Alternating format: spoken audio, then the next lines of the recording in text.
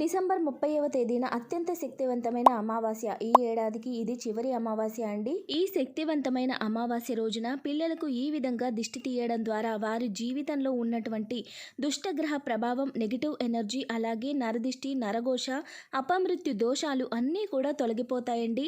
పిల్లలకు ముఖ్యంగా నరదిష్టి, కనుదృష్టి ఎక్కువగా ఉంటుంది. ఇటువంటి దిష్టి దోషాలు తొలగిపోవడానికి మనం ఈ రోజున దొడ్డుప్పు అలాగే ఎండుమిరపకాయలతో పిల్లలకు దిష్టిని తీయాలి. ముందుగా ఈ డిసెంబర్ 30వ తేదీ అమావాస్య రోజున సాయంత్రం సమయంలో 6 గంటల నుండి 10 గంటల లోపు పిల్లలకు ఉప్పు ఇంకా ఎండుమిర్చితో దిష్టి తీయాలండి. పిల్లలను ప్రధాన సింహద్వారం వద్ద కూర్చోపెట్టి మన యొక్క ఎడమ చేతిలో ఉప్పుని అలాగే ఎండుమిరపకాయలను 1 లేదా 2 తీసుకొని పిల్లలకు అపసవ్య దిశలో 3 సార్లు, సవ్య దిశలో 3 సార్లు దిష్టిని తీసి ఎవరు తొక్కని ప్రదేశంలో పాడవేసి పిల్లలకు కాళ్ళు చేతులు కడిగి ఇంట్లోకి తీసుకురావాలి.